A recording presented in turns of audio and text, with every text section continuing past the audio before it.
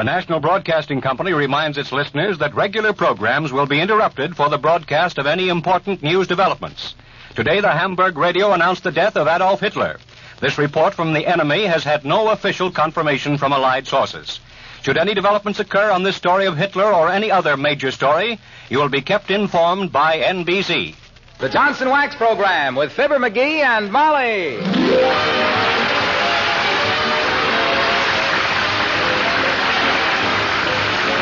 The makers of Johnson Wax products for home and industry present Fibber McGee and Molly, written by Don Quinn and Phil Leslie, with music by the King's Men and Billy Mills Orchestra.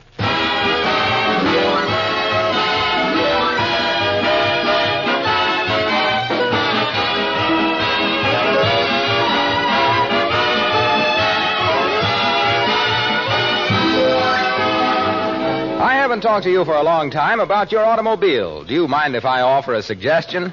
You can't change an old car into a new one simply by changing its appearance. You know that as well as I.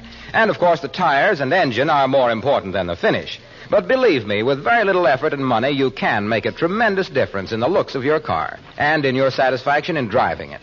You can do this easily with Johnson's Car New, the popular polish that does an amazing cleaning job without injuring the finish. Removes the dirt and dullness of winter without hard work.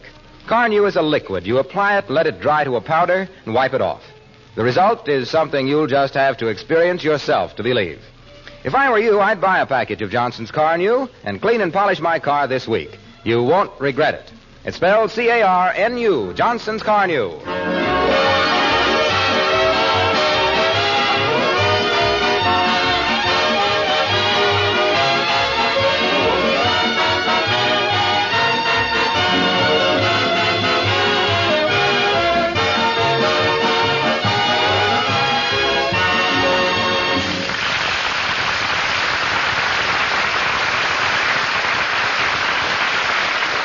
The Wistful Vista Post Office serves a variety of people and purposes. Some go there to fill fountain pens, some to read the posters on the wall, some to mail letters, and some, fantastic as it may seem, go to the post office to buy postage stamps. Like Fibber McGee and Molly.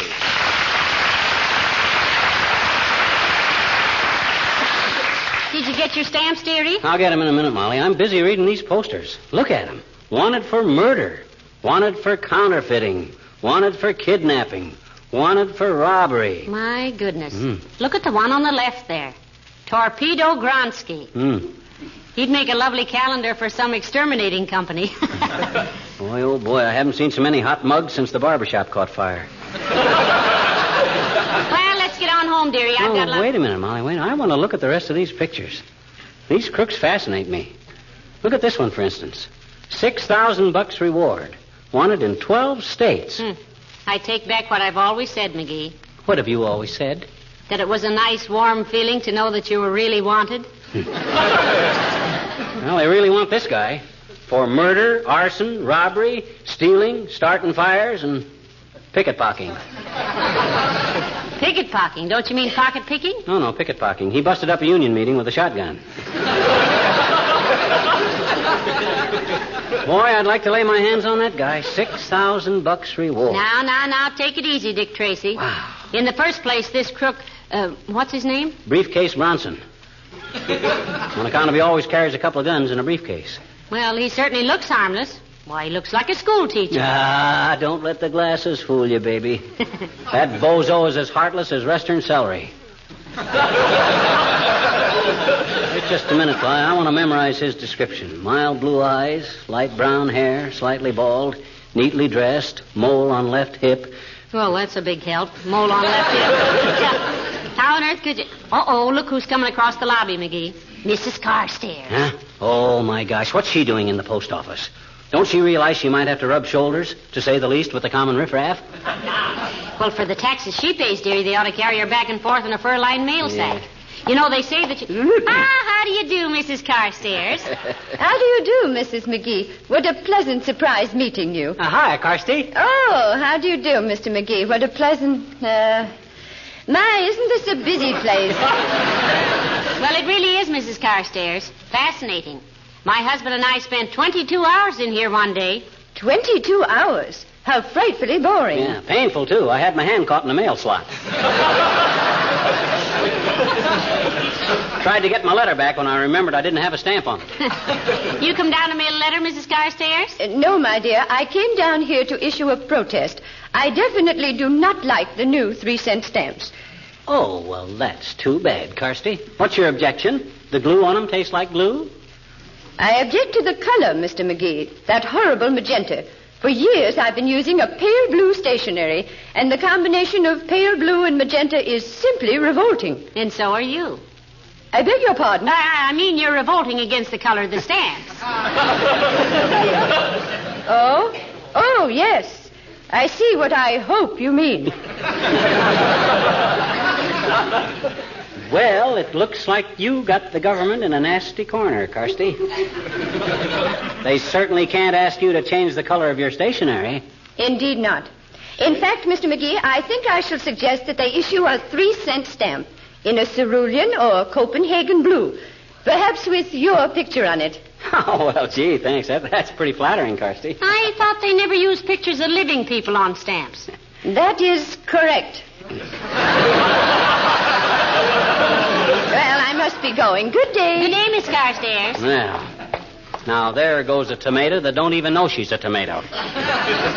No amount of mayonnaise would convince her either. Well, I think she's nice, McGee. You seem to have a gift for antagonizing her, though. Come on now, let's go home. Okay, and I hope we meet Briefcase Bronson on the way. $6,000 would come in awful handy. Oh, Mr. McGee, don't forget your stamps. Oh, my gosh, I almost did. Thanks, Benny. These mine? Yeah, those are yours. You sure you'll need all those? Oh, yes, we can use them all. Yeah. How much I owe you, Bud? 9 cents. Here you are. Come on, McGee. Okay. Mild blue eyes, light brown hair, slightly bald.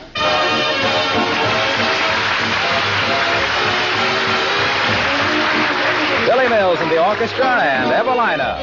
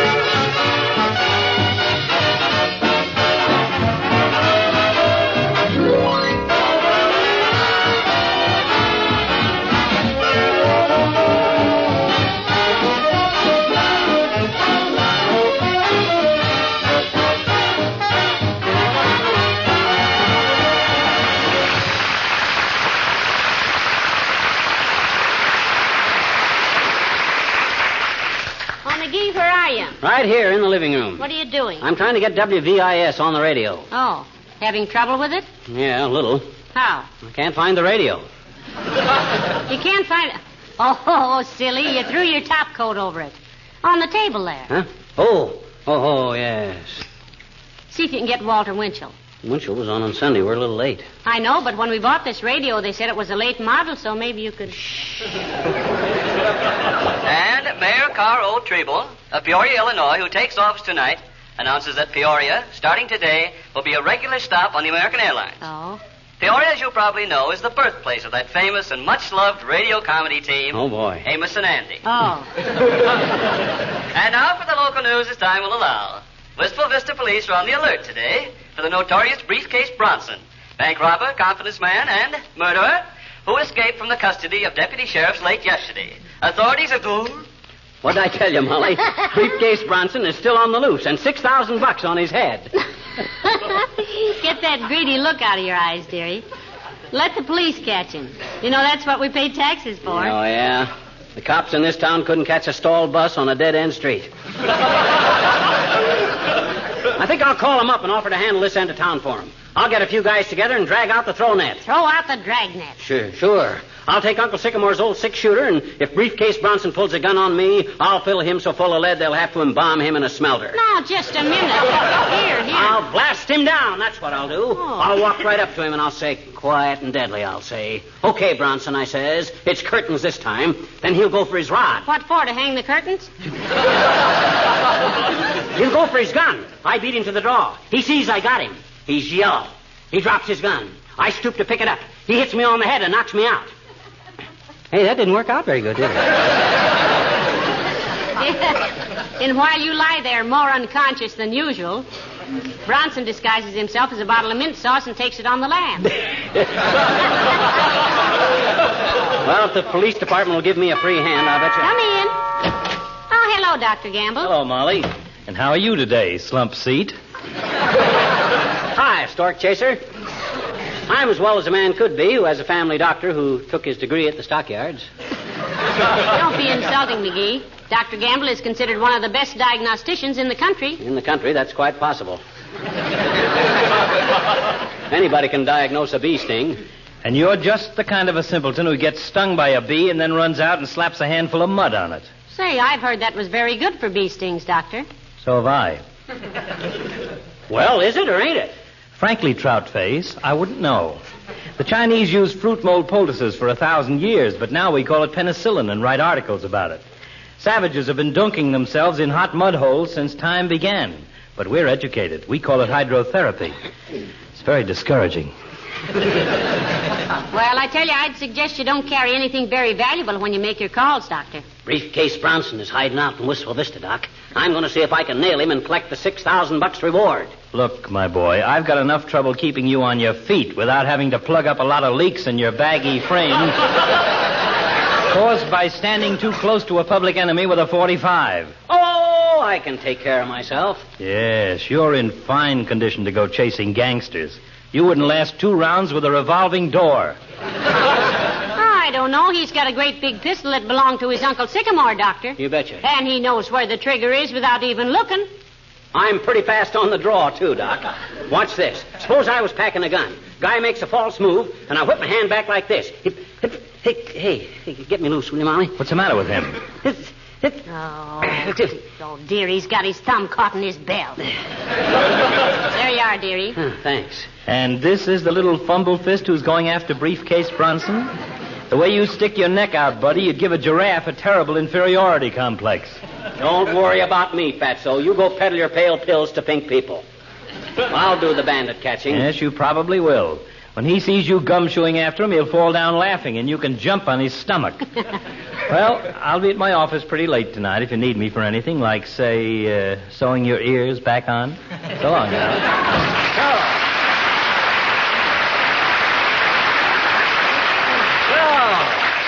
Nobody thinks I can catch Briefcase Bronson, does he? Well, I'll show him. I'm going to call the police right now and get deputized. Hand me the phone. Here you are. Thanks.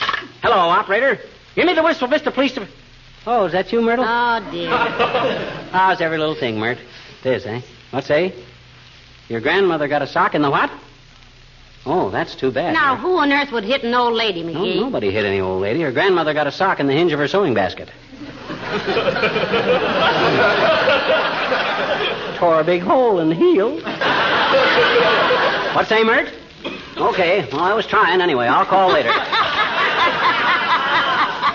Police don't answer. They're probably dragging out the throw net for Bronson. It's throwing out the drag net. Yes. Well, anyway, if they... Hello, folks. What's new? You mean you haven't heard, Junior? Heard what? About Briefcase Bronson. Who's he? Who's he? Don't you ever listen to the radio? You mean the one in my car? Yes. I haven't got a radio in my car.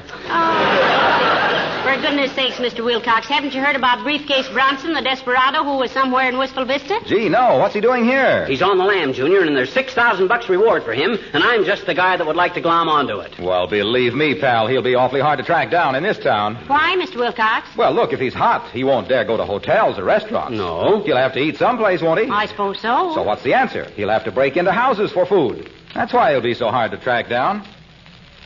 I got a nasty feeling that I'm lowering my guard, Junior. But But why will he be so hard to track down? Because Johnson's self-polishing glow coat's very popular in this town.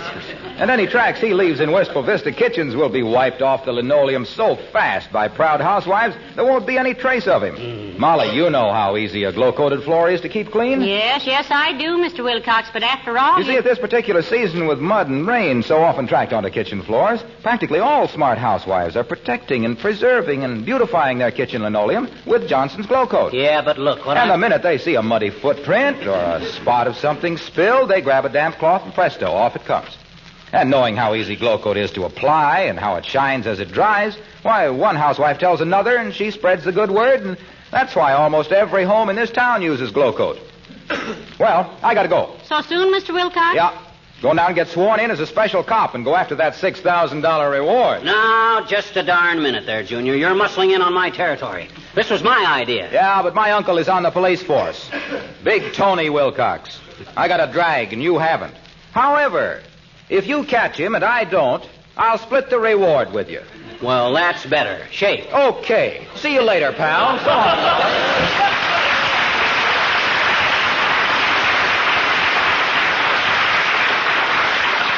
My, that was quite a deal you put over there, pal. Oh, Waxy's a pretty decent sort of a guy. This way, if I catch Bronson and he doesn't, I still get three... Hey, wait a minute. Was that the deal? It certainly was. Oh. And a prettier piece of finagling I haven't seen since my cousin Clancy paid $500 for the exclusive rights to shoot whales in Lake Erie. Well, I'm going out and help Beulah with dinner, McGee. Okay. Don't go bandit hunting without telling me now. Okay. Ah, there goes a good kid.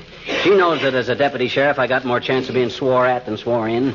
If this Bronson ever... Come in. Hi, mister. Oh, hello there, Teeny. Comment allez-vous? Hmm? That's French for how's everything. Oh. Hey, mister, can I borrow some salt? I want to sprinkle my victory garden. Sprinkle your garden with salt? Mm-hmm. What are you raising? Peanuts. Oh. Well, I hope you're not going to work in a garden wearing that pretty white dress, are you? Sure. All the gardening magazines have ladies in them, all dressed up with gloves on and stuff. Well, that's just for the photographers, sis. Minute the photographers leave, them women run in the house and get into some run-down shoes and a pair of slacks that make them look like they'd been put into a bicycle pump. Well, what difference does it make what you wear, mister? Plenty, sis. You got to dress for different occasions. And I speak as an authority. Gee, honest? Yes, sir. I've always been known for my taste and judgment in clothes. Oh? Why, even when I worked in a sawmill way up there in Oregon, I was known as the biggest dude in the mill. Oh? Mildude McGee, I was known as.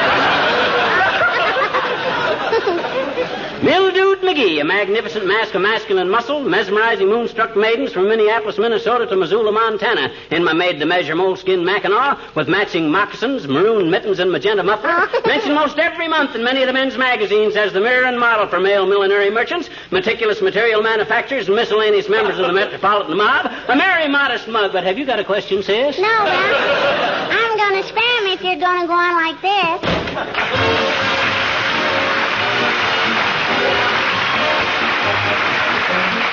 The King's Men and the Martins and the Coys. Gather round me, children, and I'll tell a story of the mountains in the days when guns was law. When two families got disputing, it was bound to end in shooting. So just listen, and I'll tell you what I saw. All their fighting started one bright Sunday morning when old Grandpa Coy was full of Mountain Dew.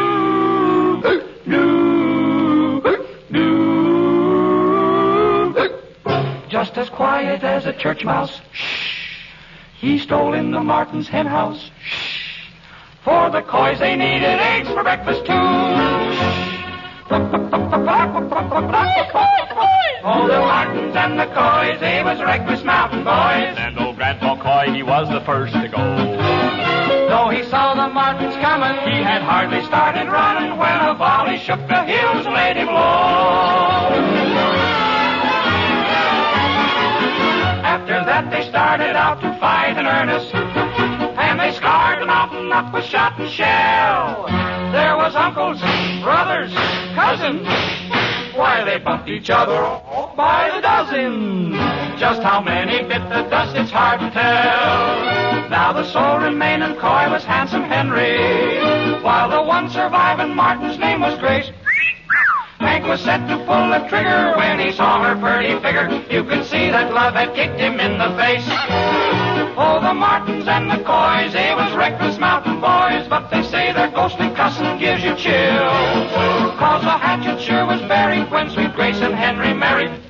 It broke up the best darn feud in these here hills.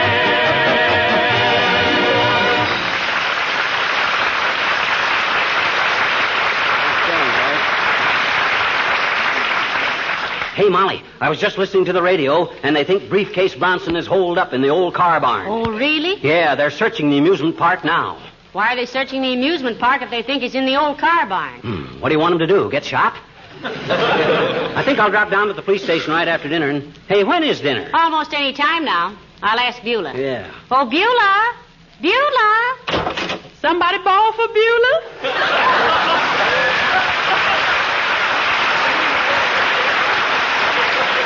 Yeah. When'll dinner be ready, Beulah? Well, sir, if you don't mind my saying so, if you had let Beulah select the pot roast for tonight... Yes, if you let Beulah select the pot roast for tonight, dinner would have been ready several minutes hitherto. However, that beef you pick out, Mr. McGee, must have been a tired old bull when the Indians give General Custer that last scalp treatment. Tough, is it, Beulah? Tough? Oh, ma'am, you got no idea. I soak it in vinegar. I slaps the Jackson of it with a rolling pin. I boils it for 3 hours, and it's been roasting for 5 hours. And I still feel like a toreador when I sticks the fork in it. Well, that's odd, Beulah. I picked that piece of beef out myself. The butcher says I was a chump to take it, but I thought he just said that because he was trying to save it for a special customer. He ain't gonna make no friends and influence no people selling stuff like that. I'm telling you, it was a shame to butcher a steer like that. Still had 10,000 miles left in him. Well, it'll probably make a good hash tomorrow, Beulah. Yes, ma'am, if we can get Mr. Charles Atlas over here to turn the meat grinder. Is it really that bad, Beulah? Ma'am, I swear on a stack of ration books I have never seen a pot roast like it. The potatoes and carrots and onions I was cooking with it has long since been mush. But that meat's still soaking in that red-hot water like it was just relaxing in a warm bath.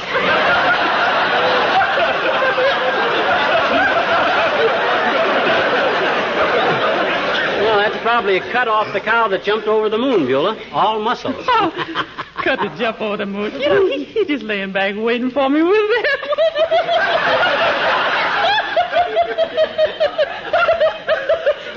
I love that man.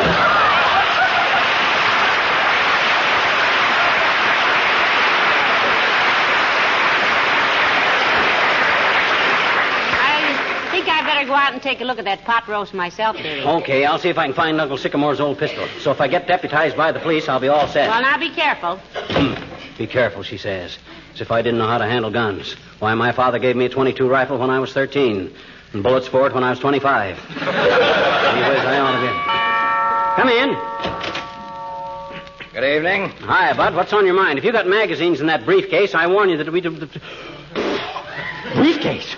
Oh, my gosh. You must be... Oh, no. Yes, I'm afraid I am. I wondered if you'd know. Neatly dressed, brown hair, slightly bald, mild blue eye. Hey, did you ever do anything about that mole on your left hip, Briefcase? Oh, now, let's not get personal, my friend. Do you mind if I sit down before we get to business? Sure. Sit down. Excuse me a minute. Hey, where you going? I thought I'd get a drink of telephone. I got to call a glass of water. I'll see about it. Oh, sit down. This won't take long. Okay, but take it easy now, will you, Briefcase? I don't care so much for myself, but my wife, my little wife, she's in the kitchen there. Yes, it's her I was thinking about, friend. Tell me, if anything should happen to you, is she provided for? Yeah, but is something going to happen to me? One never knows, does one? Life is so uncertain. Accidents, hold-ups. Tell me, you carry much money with you usually? Well, no. Now, what I mean is, suppose, for instance, you were held up, you didn't have enough money with you, thus angering the hold-up man. He might shoot you down like a dog. Don't this hold-up man like dogs? That's irrelevant, my friend. Now, I have here in my briefcase... I know darn well what you got in that briefcase. And I don't want to see him. Now, get out of here, will you? Oh, you don't think much of your life, do you? Oh, please, Bud. You wouldn't actually. Would you? Well, that's what I came here for, but I suppose I'll have to give you a chance to think it over. But remember, I'll be back. Sure. Come back anytime at all. Just get out of here now. That's all I want. Very well. I'm sorry you feel that way about it. How do I get out of here? This door here? Sure, right. No. Take that door there. Huh? That's it. That's the one. Oh, thank you. Now remember, think this over. I think you'll see the wisdom of doing business with me. Oh, I'm sure I will, Briefcase. I'm sure I will. Well, so long. So long.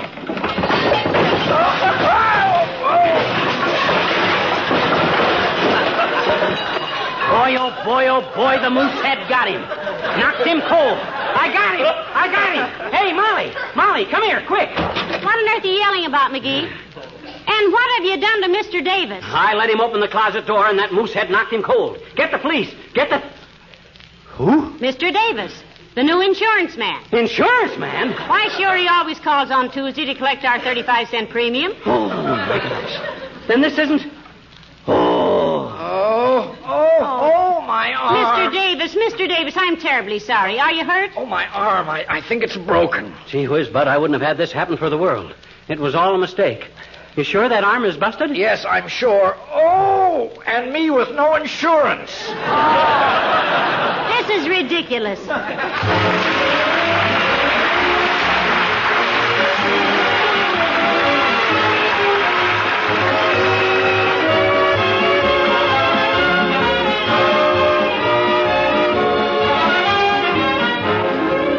If you're going to do a little spring house cleaning, I'd like to offer you a suggestion, one I'm sure you'll welcome. Undoubtedly, you'll be cleaning and polishing your furniture and woodwork, and I'm very anxious for you to try Johnson's Cream Wax for this purpose. Cream Wax is a very special product developed just for furniture and woodwork. It contains several cleansing ingredients so that it really does an amazing job of cleaning. You'll appreciate this the first time you use Cream Wax on light painted woodwork or on your white refrigerator. Dirt, fingerprints, and smudges disappear in a flash. Then, with a minimum of rubbing, the surface takes on a beautiful, lustrous polish that's easy to keep clean. Johnson's Cream Wax leaves a tough film of wax that protects the surface. Your dining room tabletop and sideboard will take on new beauty when you protect them with Johnson's Cream Wax, the new white wax polish. Try a bottle. I know you'll like it.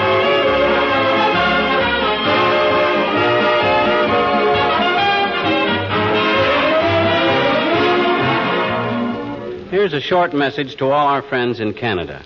We want to wish you a complete and overwhelming success with your 8th Victory Loan Drive. The citizens of the United States have a great admiration and respect, not only for the fighting qualities, but for the loyalty and determination of their Canadian neighbors. And we know that you'll guarantee the future security and economic welfare of yourselves and your returning servicemen by buying Canadian victory bonds to the utmost of your abilities. Good luck. And good night. Good night, all.